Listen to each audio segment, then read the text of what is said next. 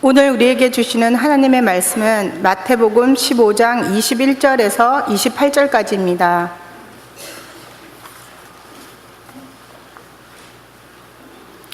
예수께서 거기서 나가사 두로와 시돈 지방으로 들어가시니 가나안 여자 하나가 그 지경에서 나와서 소리질러 이르되 주 다윗의 자손이여 나를 불쌍히 여기소서. 내 딸이 흉악하게 귀신 들렸나이다 하되 예수는 한 말씀도 대답하지 아니하시니 제자들이 와서 청하여 말하되 그 여자가 우리 뒤에서 소리를 지르오니 그를 보내소서. 예수께서 대답하여 이르시되 나는 이스라엘 집에 잃어버린 양 외에는 다른 데로 보내심을 받지 아니하였노라 하시니 여자가 와서 예수께 절하며 이르되 주여 저를 도우소서. 대답하여 이르시되 자녀의 떡을 취하여 개들에게 던짐이 마땅하지 아니하니라. 여자가 이르되 주여 올소이다마는 개들도 제 주인의 상에서 떨어지는 부스러기를 먹나이다 하니 이에 예수께서 대답하여 이르시되 여자여 내 믿음이 크도다. 내 소원대로 되리라 하시니 그때로부터 그의 딸이 나으니라. 이 말씀은 살아계신 하나님의 말씀입니다. 한 7년 전쯤에 한국에서 굉장히 유명한 소설이 있었습니다. 신경숙 작가가 쓴 엄마를 부탁해라고 하는 소설이었습니다. 상당한 반향을 일으켰습니다. 그래서 영어로, 불어로 번역돼서 시판되기도 했습니다. 내용인즉슨 이렇습니다.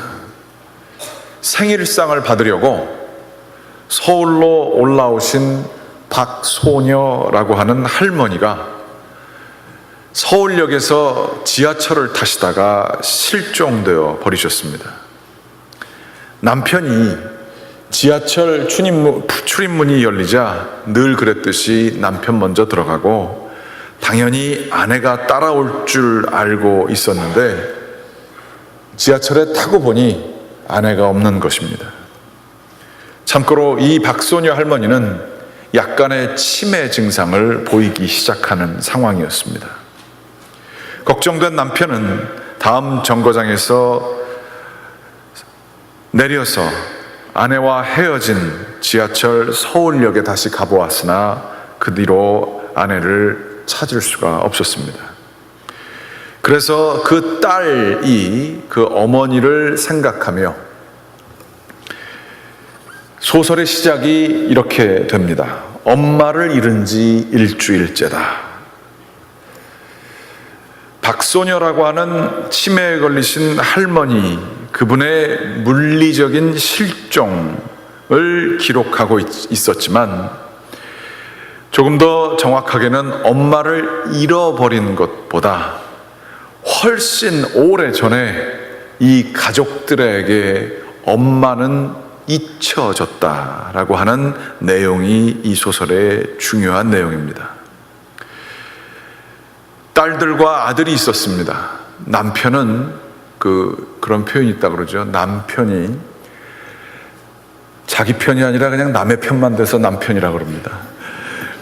이 남편도 애를 5이나 키우는데 한 번도 집에 제대로 왔던 적도 없고 정말로 애를 낳고선 몸이 부실해서 한약을 먹는데 조금 더 한약을 좀 먹었었으면 몸이 나을 수 있었는데 그 남편의 누님 되는 고모가 같이 살고 있었는데 그 고모가 무슨 약을 또 먹어? 그래서 남편은 무심하게 아내에게 전혀 배려를 하지 못했던 남편이었습니다. 가족들에게 잊혀진 엄마, 잃어버리기 전에 한참 전서부터 그 엄마라고 하는 존재가 잊혀지고 너무 당연시 여겨졌던 존재들, 이것을 딸들이 다 자기네들도 엄마가 되어 시집가고 아기를 키우고 있는 딸들이 깨닫게 되면서 엄마를 회고하고 자신들의 잘못이 얼마나 컸는지를 되돌이켜보는 내용이 이 소설의 핵심 내용입니다. 둘째 딸이 자기의 언니에게 쓴 편지입니다.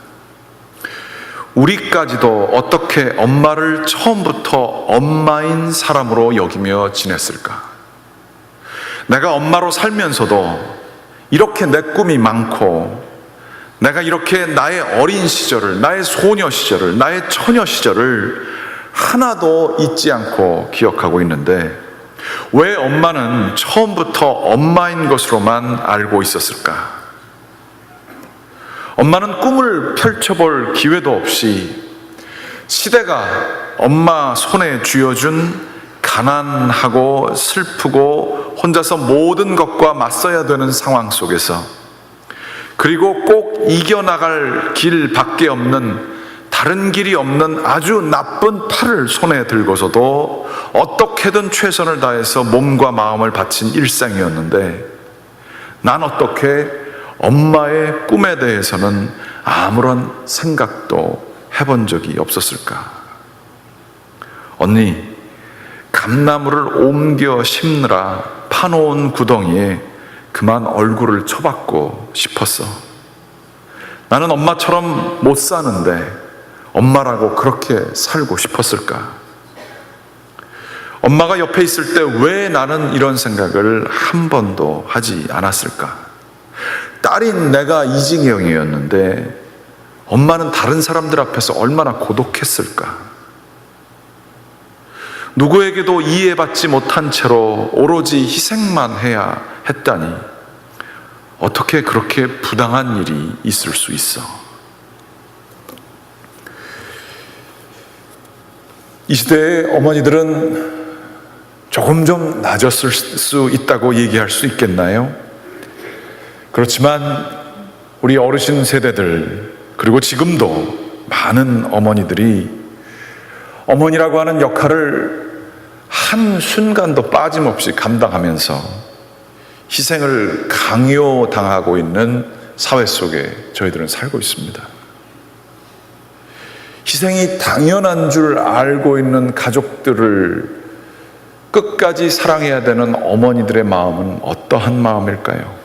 무한 책임을 져야 되는 그 어머니들의 마음, 남편들 되시는 우리 남의 편인 남자들은 과연 그 어머니 마음을 얼만큼 헤아리고 아내의 마음을 헤아려주고 계십니까? 소녀였고 처녀였고 이쁘고 싶었고 꿈도 있었고 아름다움을 누리고 싶었고 자기만의 시간을 갖고 싶었고 낭만이 있기를 원했던 그러한 사람이었는데, 엄마도 분명히 사람이었고 청년이었고 아름다웠던 시절이 있었건만 우리는 엄마는 엄마 역할에만 가다 놓고 사는 세상에서, 아니 자기 자신도 그 역할에만 자기의 역할을 다 충실하게 되기를 위해서 살면서 무언가 그 속에서 자기도 메말라가고 억울해하고 슬퍼하고 있는 상황이 저희들의 세상이 아니겠습니까? 사랑이라고 하는 이름이지만 그 사랑은 상당히 폭력적입니다. 우리 사람은 엄마나 아빠 역할보다 훨씬 더 크지 않습니까? 우리는 엄마 역할이나 아내 역할이나 남편 역할이나 아버지의 역할보다 훨씬 더 큰 것을 감당해야 하는 온전한 사람입니다. 그러나 엄마는 엄마로 국한되는 이 세상은 그 사람의 모든 꿈과 희망을, 그 사람의 욕망을 다 없애버리는 폭력적인 세상이지요. 오늘 찬양을 참 아름다운 찬양을 해주셨는데 제가 이 찬양이 이러한 곡인 줄 전혀 모르고 있었는데 오늘 말씀을 들으면서 이렇게 생각해 보니까 낙원이라고 하셨는데 제 마음속에 이 말씀을 준비하다가 그 낙원이라는 생각과 좀 부딪혔습니다. 집이 낙원 맞나? 서로가 서로에게 왜 당신은 엄마인데 이 역할을 하지 못하느냐라고 하는 비판 때문에 주눅들고 힘들어하고 울분이는 엄마가 있다면, 왜 당신은 남편인데 능력도 없고 이러한 것들을 해결하지 못해서 나를 이렇게 힘들게 하냐라고 하는 비판과 질책만 있는 집안이면 낙원 맞습니까? 희생을 강요하고 역할을 강요하는 이 세상 속에서 우리들은 무엇인가 크게 상처를 받고 있지는 않습니까? 우리라고 하는 한 사람 한 사람의 온전함이 잊혀지고 있는, 실종되어 버린 그 세상 속에 저희들이 살고 있지 않습니까? 제가 정동교회라고 하는 곳에서 신학생을 할 때입니다. 정동교회는 아시는 분은 아시겠지만 덕소궁 돌담길 옆에 있는 굉장히 오래된 문화자 예배당이 있는 곳이었습니다. 거기에는 굉장히 뛰어난 사람들이 많이 있었습니다. 제가 신학생이었는데 저 나름대로 저는 괜찮은 사람인 줄 알고 갔는데 거기가 보니까 너무나 대단한 사람이 많아가지고 어느 정도 위축감을 느끼고 있었습니다. 그런데도 고등부 신학생으로서, 전도사로서 지내면서 아이들과 같이 함께 즐거운 시간을 보냈었습니다. 정확히 기억이 나진 않지만 그 일들을 감당하면서 아이들과 좋은 사이를 지냈었지만, 무언가 일을, 교회 일을 하려고 할 때에 아이들이 협조를 해주지 않았던 것 같습니다. 그래서 제가 아이들에게 좀 섭섭한 얘기를 이렇게 했습니다. 나는 신학생이고 나는 이런 것들을 굳이 할 필요가 없다. 이러한 것들은 오직 너희들을 위해서 하는 것이고 교회를 위해서 하는 것인데 너희들이 협조해야 되지 않겠느냐라고 제가 얘기했던 것 같습니다. 그랬더니 그 중에서 저와 사이가 좋은 학생들은 가만히 있었는데 온 지 얼마 안 된 학생이, 그 똑똑하고 잘난 집안 출신 학생이 너무나 똑똑해서 저에게 너무나 바른 소리를 했습니다. 당신은 신학생이 아닌가?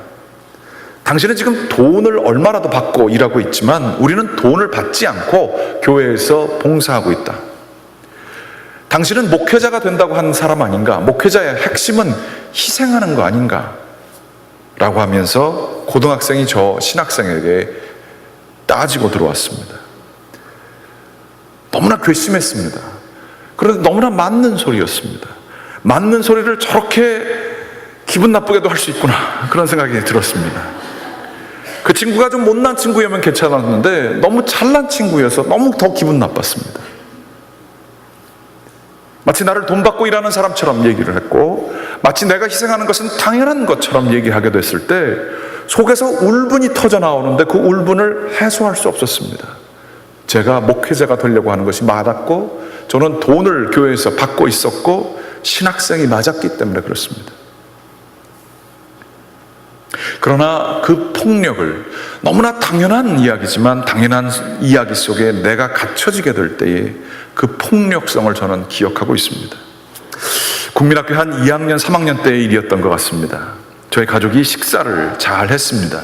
언제나 그렇듯이 어머니께서 식사를 잘 준비해 주셨고 저희 가족들은 식사를 했습니다. 그리고 어떻게 해서 아이스크림이 생겨서 저희들은 아이스크림을 맛있게 식구들끼리 다 먹게 되었습니다. 언제나 그렇듯이 저희 어머님은 식사가 끝난 후에 설거지를 하셨던 것 같습니다. 늦게 들어오신 어머님이 내 아이스크림은 어딨니? 라고 물어보셨습니다. 여러분이 저를 잘 아시겠지만 제가 아이스크림을 다, 저희 아버지도 좀 드셨던 것 같아요. 다 같이 먹어버렸습니다. 아이스크림 없는데요? 어머니께서 갑자기, 저는 지금도 어머님이 불편해하시거나 화를 내시는 모습을 거의 본 적이 없습니다. 그런데 갑자기 화를 내시면서 너는 왜 나는 아이스크림을 안 먹어도 된다고 생각하니? 라고 이야기를 하셨습니다. 제 어린 생각에는 엄마가 왜 저러지? 엄마도 아이스크림을 먹고 싶은가? 엄마라고 하면 그 정도는 참아줘야 되는 거 아닌가? 엄마인데, 어른인데 아이스크림은 나 같은 애들이나 먹는 거 아닌가? 라고 하는 생각은 제가 정확히 기억이 납니다. 그러면서 그 생각이 들면서 어머님이 굉장히 낯설게 보였었습니다. 어머님도 이런 걸 원하고 그런 것 때문에 화가 난단 말이야? 먹는 것 때문에 화가 난단 말이야? 그전에는 볼 수 없었던 모습이었습니다. 제 기억이 지금 흐릿하고 맞는지 모르겠지만 아마 아버지께서 저보고 아이스크림을 사와라 말씀하신 것 같습니다. 아버지도 조금 드셨으니까요. 어머니는 필요 없다라고 얘기하신 것 같았습니다. 미국에 오시게 되면 시간 날 때마다 어머니를 위해서 저와 아버지가 정말 아무것도 아니지만 조금 신경 쓰는 게 있습니다. 어머니께서 미국 오신 지 얼마가 안 됐을 때 도너츠를 드셨는데 그 도너츠에 빨간 잼이 들어가 있는 도너츠를 굉장히 맛있게 드셨던 모양입니다. 그래서 그 도너츠를 찾으러 다니시는데 그 도너츠가 참 없어요. 그래서 미국에 오시면 그 갖가지 도너츠를 사서 좀 드리려고 하는데 던킨 도너츠께 조금 비슷합니다. 그래서 아버지는 늘 어머니에게 그거 사드리라고 저에게 말씀하십니다. 저도 그거 사드리려고 노력합니다. 그렇게 던킨 도너츠에 빨간 잼 들어간 게 여러분 드셔보시면 알지만 그렇게 맛이 별로 없습니다. 너무 달지요. 저희 아버지와 아들은 수십 년 전 아이스크림을 때문에 지은 죄 때문에 열심히 어머니께 그거를 대접하려고 합니다. 어머님은 그거를 받으실 때마다 그걸 다 드시지도 않지만 기분 좋아서 그것을 받으십니다. 남편과 아들이 그것을 생각해주고 배려해 주신다는 사실에 기뻐하시는 것 같았습니다. 사랑이 뭘까요? 사랑의 이름으로 얼마나 많은 구속과 폭력이 일어나는지 가정에서 경험하시는지 아시지요? 사랑은 가장 먼저 그 사람의 깊은 곳을 배려해 주는 것입니다. 그 사람의 온전한 한 사람으로서의 사람됨을 이해해 주고 인정해 주고 아껴 주는 것입니다. 이 어머니 날입니다. 우리 남편 되시는 남자분들 그리고 아니면 자녀분들 여기 계시면 어머니가 한 여성임을 기억하시기 바랍니다. 어머니도 이쁘게 차려입기를 원하시는 분이심을 기억하시기 바랍니다. 어머니도 젊었을 때는 꿈이 있으셨고 지금 아마 엄마 역할을 안 하셨었으면 큰 사업을 하시거나 위대한 사람이 되셨을 뿐인지도 모르겠습니다. 어쩌다 이민 오게 되었지만 이민 오지 않았으면 한국에서 더 잘 되셨을지도 모릅니다. 그 어머니의 그 깊은 면을 배려해야 합니다. 아내의 그 깊은 면을 배려해 줘야 합니다. 그것을 인정해 줄 사람은 남편이나 자녀들밖에 없습니다. 그래야 해서 어머니가 친구들과 오랜만에 늦게 수다 떨고 돌아왔으면 남자분들은 집안 청소 잘 해놓고 기다리다가 아내가 돌아오면 일찍 오셨네. 좀 더 있다가 더 놀다가 오시지 왜 이렇게 일찍 오셨습니까? 라고 크게 환영해 줘야 합니다. 저보고 하는 소리입니다. 옷을 잘 차려입고 나오면 이거 너무 요란스럽다 그렇게 하지 말고 참 이쁘다 라고 하면서 배려해 줘야 할 것입니다. 어머니가 다른 가사 노동이 아닌 다른 일에 관심이 조금이라도 있으면 그 마음에 대해서 같이 그것을 기뻐해 주고 관심을 쓰며 그 일을 도와야 할 것입니다. 집안일도 많은데 왜 그런 일들을 해? 라고 하며 폭력을 행사하지 말아야 할 것입니다. 어머니를 한 사람으로 바라보는 것, 그 사람의 깊은 곳을 바라보는 것이 깊은 사랑일 것입니다. 밥 한 번 사는 것으로 끝나지 마십시오. 남자들은 그러나 어떻습니까? 남자들도 아버지의 역할과 돈 버는 역할과 이러한 것에 갇혀서 살고 있지는 않습니까? 아내에 의해 자식에 의해 그 돈 버는 능력으로 아버지의 가치를 혹시 매기고 있지 않습니까? 그것이 되지 않기 때문에 아버지를 비난하는 마음과 아버지의 무능력을 가족들이 질책하고 있지는 않습니까? 질책을 하지 않더라도 아버지 자신이 자기가 그것을 충분히 감당하지 못할 때에 스스로 위축돼서 지내고 계시진 않습니까?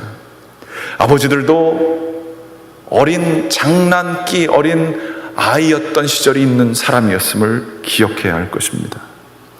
장난감을 좋아하고 친구들이랑 떠들면서 놀기를 좋아했던 어린아이의 모습이 사라진 게 아닙니다. 서로 이야기하며 밖에 나가서 방랑자의 생활을 하고 싶고 세상에 영웅처럼 살고 싶은 그 욕구가 나이가 아무리 많다 할지라도 그 가운데 있는 존재임들을 우리들을 아내들이 자녀들이 헤아려 주지 않으면 아무도 그 아버지를 헤아려 줄 사람이 없습니다. 왜 당신은 이것도 못해요? 당신 때문에 이렇게 됐지. 당신은 어떻게 이렇게 남들은 다 잘하는데 안 됩니까? 라고 하는 가운데 우리는 가장 사랑해야 될 사람에게 폭력을 행사하고 있는 것입니다. 어떤 아이가 학원에 돌아와서 지치고 화난 모습으로 앉아 있더랍니다. 어머니하고 아버지가 조금 아이의 다른 모습을 보고 걱정이 돼서 무슨 일이냐 물어봤답니다. 학원에서 돌아온 그 아이는 이렇게 대답했답니다. 에이씨, 내가 나중에 커서 돈을 많이 벌어가지고 엄마 아빠 늙게 되면 엄마 아빠 학원에 보내버릴 거야. 그렇게 얘기했다 그럽니다.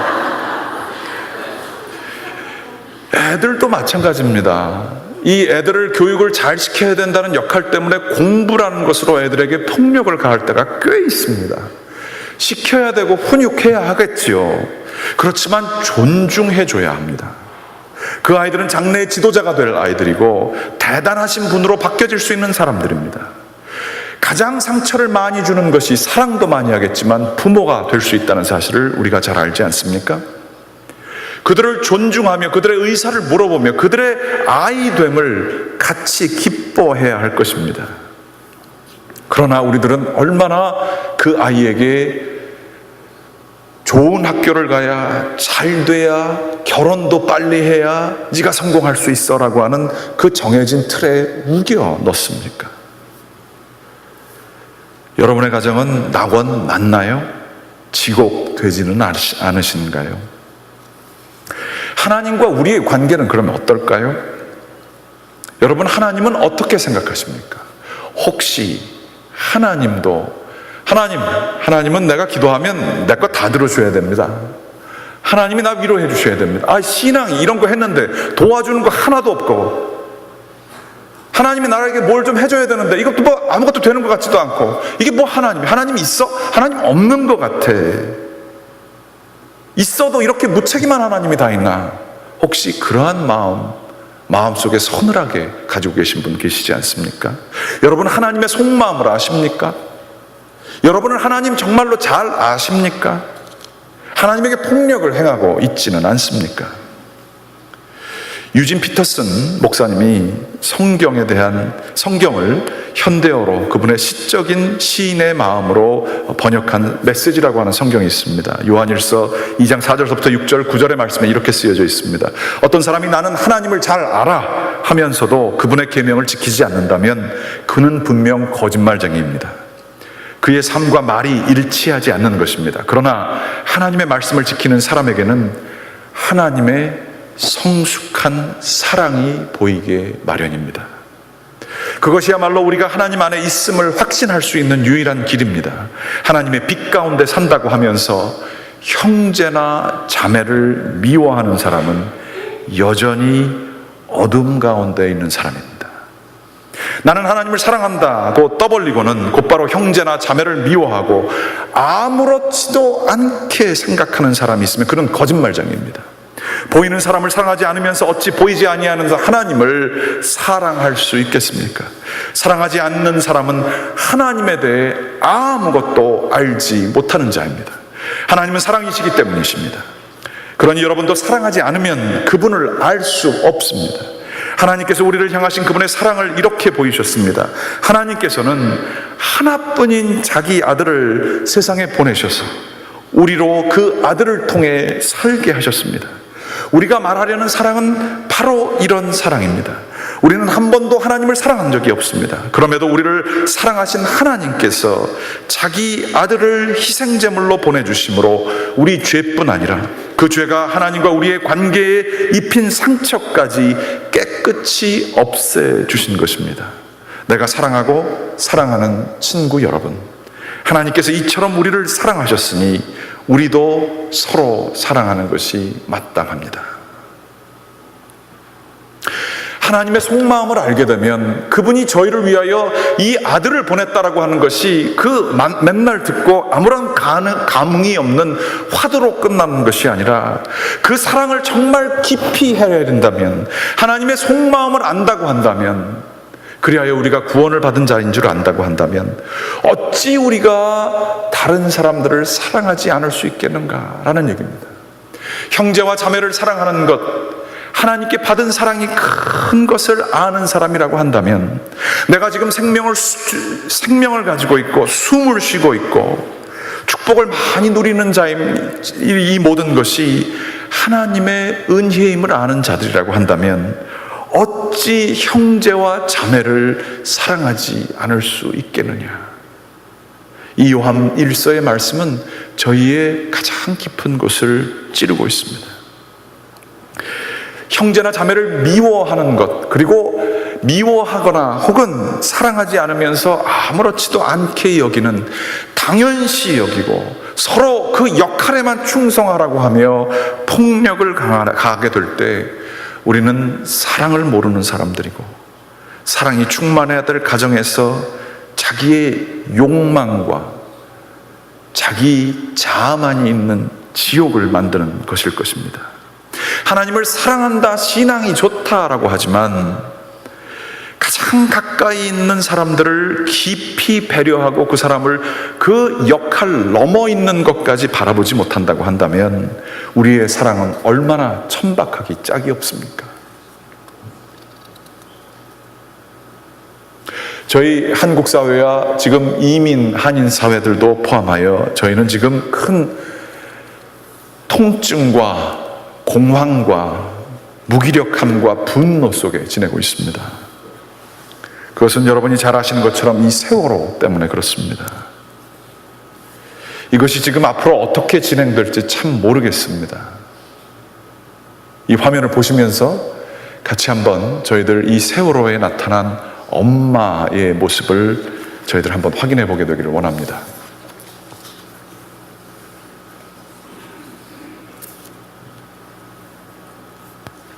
세월호 사고 직후에 3층 로비의 상황이 담긴 동영상을 사고 당시에 구사일생으로 살아난 생존자께서 저희에게 주셨습니다.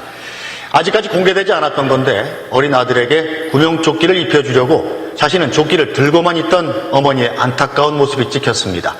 선장과 선원들의 사고 대처가 얼마나 허술했는지도 또다시 드러납니다. 박아름 기자입니다.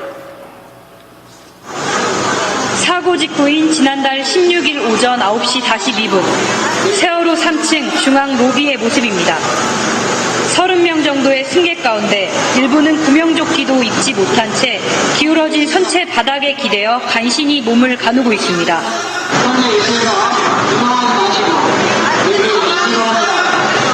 승무원이 선내 방송을 한 뒤 마이크를 바닥에 내려놓습니다. 방송을 들은 승객들은 빠져나갈 생각을 하지 못한 채 가만히 앉아 구조를 기다립니다. 식당 칸 너머로는 세월호가 이미 바닷물 속으로 잠겨가는 상황이었습니다. 이준석 선장을 비롯한 선원들이 세월호를 버리고 탈출한 시점입니다. 그런데 바닥에 앉아있는 한 여성은 이 순간에도 구명조끼를 그저 가슴에 품고만 있습니다. 어린 아들을 찾으면 입혀주려고 기다리고 있는 겁니다. 그 어머니가 구명조끼를 계속 들고 있다가 안 입고 있더라고요. 자기 새끼 주려고 그거 들고 온 거 아닙니까? 남들은 다 입는데. 승무원은 선내 방송으로 아이의 생사를 확인했습니다. 아들 이름 한 번만 살아있냐만 확인해달라 이러더라고요. 그러니까 살아있어요 이렇게 전달해니까 그때 울면서 구명조끼 입었대. 마침내 아들의 소식을 들은 엄마는 안도의 눈물을 흘리며 구명조끼를 입었습니다. 그렇지만 안타깝게도 끝내 살아 돌아오지 못했습니다. 함께 여행길에 올랐던 아버지와 12살 형까지 숨지거나 실종되면서 7살 작은 아들은 결국 홀로 남겨졌습니다. SBS 박아름입니다. 7살 혼자 남은 저 아들은 누가 이제 물에 필요한 구명조끼가 아니라 인생이라고 하는 바닷속에 빠져있는 그 상황 속에서 구명조끼를 입혀줄까요? 한국 사회는 지금 큰 홍역을 치르면서 유가족들 포함하여 모든 이 땅의 부모님들과 한국 사회에 대한 깊은 비난과 그러나 또한 반성을 지금 하고 있습니다. 안타까운 것은 이것이 정치적인 그 담론으로 발전되어 아무런 해결을 보지 않고 끊임없는 대결 구도로 끝날까봐 염려스럽습니다. 이것보다 훨씬 더 큰 문제 아니겠습니까? 제가 듣는 것은 이렇습니다. 그 어머니의 마음이 지금 한국 사회에 필요한 게 아닌가 싶습니다. 수많은 사람들이 자기 먼저 탈출하게 되는 것이 지금 분노를 일으키는 거 아니겠습니까? 선장이 제일 마지막에 나와야 될 사람인데 제일 먼저 나오고, 선주, 배의 주인이 자기는 정말로 호화롭게 살면서 배의 안전을 위해서는 돈을 쓰지 아니하는 그러한 이기적인 모습, 해경과 그 모든 구제업체들이 맡아야 되는 책임을 최선을 다해서 하지 못하는 이 상황, 그리고 그것을 책임자들이 더 올라가서 대통령까지도 지금을 비난을 받고 있는데, 이 모든 상황 속에 왜 엄마가 없냐 하는 겁니다. 왜 죽어가는 사람들과 이렇게 책임져야 될 부분이 있는데 자기는 옷 입지 않고 구명조끼를 내어주는 그 엄마로서의 책임을 감당하는 사람들이 이 사회에 없냐 하는 얘기입니다. 누군가가 그것을 좀 담당하고 책임 맡은 바를 끝까지 담당하는 그 사람이 있어야 되는데 그 사람이 없다라고 절규하고 있는 거예요. 한국의 온 사회가 그 절규를 하고 있습니다. 좌나 우나 다 절규하고 있습니다. 저 어머니가 필요한데 그 아이들을 위해 누가 구명조끼를 벗어주겠느냐 하는 질문을 저희들이 깊이 통증을 앓고 있으면서 울음 속에 분노 속에 외치고 있는 거지요. 자기는 죽더라도 누군가를 위해서 자기의 것을 내어줄 수 있는 사람들을 사회가 절규하고 있는 것입니다. 저는 이 문제를 이렇게 바라보면서 지금 한국 사회에 그 어느 때보다 필요한 것은 예수 그리스도의 사랑임을 확신하게 됩니다. 자기 자신을 버리시고 영광을 다 내려버리시고 물속으로 자기가 빠져 들어가셔서 사람들을 구원하시고자 하셨던 예수 그리스도, 참된 구조대원, 참된 생명을 구하는 예수 그리스도의 메시지가 이 한국 사회의 혼동을 유일하게 구원할 수 있는 답변이라고 생각합니다. 근데 예수님 어디 계세요? 예수님 지금 뭐 하세요? 예수님이 평생에 살아가시면서 기도하셨고 수고하셨던 것은 이 땅의 교회들, 그 제자들을 통하여 예수 그리스도의 마음을 품고 세상을 바라보게 되기를 그 제자들에게, 교회들에게 원하셨던 것입니다. 제자들에게 너가 나를 사랑하냐? 그러면 내 양을 먹이라 라고 얘기하시면서 말씀하셨지요. 예수님은 하나님이시기 때문에 마음을 바뀌지 않으셨습니다. 그런데 오늘 본문에 보게 되면 가나안 여인이 자기 아들을 구하고자 예수님께 간청합니다. 예수님께서 아주 차갑게 얘기하십니다. 이 상 위에 있는 것들은 유대인들을 위한 것이고 이방인들을 개라고 비교했는데 개들을 위한 것이 아니다라고 얘기하셨습니다. 그러나 그 어머니가 예수님의 그 깊은 곳을 흔드셨습니다. 제 개 맞습니다. 저는 개 맞고요. 저는 죽어도 되고요. 저는 개 이방인과 같은데 제 아이는 그 부스러기라도 좀 먹게 해주십시오. 그 어머니의 마음이 예수 그리스도의 유대인 먼저라고 하는 사명을 바꾸셨습니다. 예수님께서 이 여자의 믿음이 크도다라고 얘기하시며 그 어머니의 마음이 바로 하나님의 마음이시고 예수님의 마음이신 것을 확인해 주셨습니다. 우리 주 예수 그리스도는 이 마음을 가지고 계시고 예수 그리스도는 우리 제자들 된 저희 모두에게 어머니와 같은 마음을 가지고 세상을 바라보라고 명령하시고 계시는 것입니다.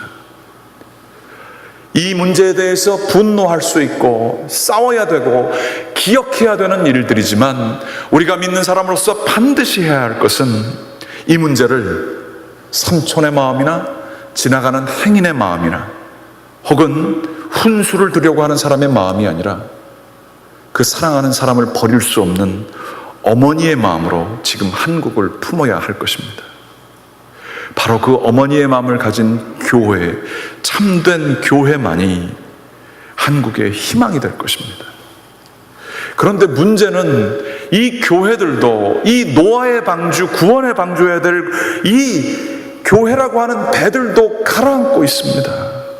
어머니의 마음을 가진 사람들이 없기 때문입니다. 하나님을 안다고 하는 사람들은 많지만 하나님의 사랑을 헤아리는 사람들이 없기 때문에 그렇습니다.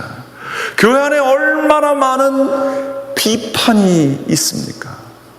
얼마나 많은 사람들을 우리가 그 비판의 칼날로 난도질을 하고 있습니까? 저 사람은 왜 저 역할을 못해? 어떻게 저거밖에 안 될 수가 있어? 이 목소리가 우리를 얼마나 사로잡고 있습니까?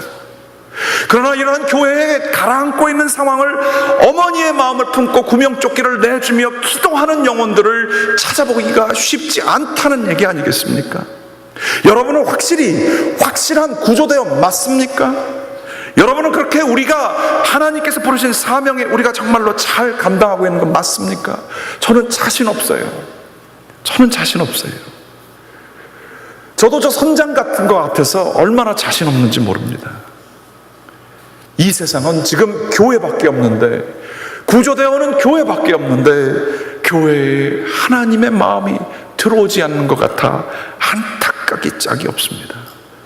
여러분, 예수 그리스도를 알아가시겠습니까? 하나님을 받아들이시겠습니까? 그리고 혹 그 마음이 오시면 다른 데 멀리서가 아니라 우리 자녀를 위해, 우리의 아내를 위해, 내 남편을 위해 그 마음을 써주시겠습니까? 또 그것이 조금 더 나아가면 교회를 위해, 한국 사회를 위해 그 마음을 품어주시겠습니까? 내가 살 수 있지만 내 구명조끼 아들이 살아있을 그 소리를 들 때까지 내가 위험에 처해 있지만 입지 않는 그 어머니의 마음을 가져보시겠습니까? 김사인이라고 하는 젊은 아버지인데 시인입니다. 이러한 사회적 모성 엄마의 마음을 가지고 있는 것이 유일한 구원임을 알고 자기는 아버지이지만 그 마음을 품고 호소하면서 쓴 시가 있습니다. 이 시를 읽고자 합니다. 한 살배기 딸년을 꼭 안아보면 술이 번쩍 깬다. 그 가벼운 몸이 우주의 무게인 듯 엄숙하고 슬퍼진다. 이 목숨 하나 건지자고 하늘이 나를 세상에 냈다 싶다. 사지 육신 주시고 밥도 벌어먹게 하는가 싶다. 사람의 애비 된 자 어느 누구 안 그러리. 그런데 소문에는 단추 하나로 이 목숨들 단숨에 녹게 돼 있다고도 하고, 핵폭탄 얘기하는 거죠. 미친 세월, 이 세월이 끝이 없을 거라고도 하고, 하여 한 가지 부탁한다. 칼쥔 자들아, 칼은 대통령이나 정치하는 사람만 쥔 게 아니지요. 오늘 하루 일찍 돌아가 입을 반쯤 벌리고 잠든 너희 새끼들, 그 바알간 귓밥 한번 들여다보아라. 귀 뒤로 어리는 황홀한 실핏줄들 한 번만 들여다보아라. 부탁한다. 김사인 딸년을 안고. 원하고 기도를 드립니다. 저희들 정말로 어머니의 마음을 갖게 되기를 원합니다. 하나님의 마음이기 때문입니다. 어머니의 모성, 그것이 바로 하나님의 마음의 핵심이기 때문입니다. 원하고 기도하기는 그 마음으로 모두를 긍휼히 여기고 그들에게 생명을 낳아주는 저와 여러분 참된 예수 그리스도가 기대했던 교회 공동체 되시기를 주님의 이름으로 간절히 기도드립니다. 기도하시겠습니다.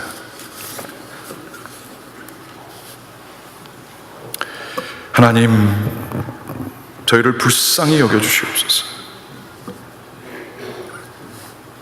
저희의 이기적인 마음 때문에 가장 가까이 사랑해야 될 저희의 가족들조차 사랑하지 못하고 지낼 때가 참 많이 있습니다. 주님, 저희들의 이기적인 마음과 내 생각 속에 갇혀서 주님의 명령을 따라 사랑해야 될 사람들을 사랑하기보다 비난했던 일들이 많았음을 회개하며 고백합니다. 우리가 분노를 터뜨리고 있는 그 많은 한국 사회에 책임지고 있는 지도자들에 대한 분노, 그 분노의 칼날이, 그 칼날에 저희들도 피해갈 수 없음을 다시 한번 확인하게 됩니다. 아버지 하나님, 원하고 기도를 드리오니 저희 한국민족, 특별히 한국교회 회개하게 하시고 어머니의 마음을 품게 하여 주시고 저희가 속한 상황 속에 구명조끼 내어주는 그 사랑 베풀 수 있도록 인도하여 주시옵소서.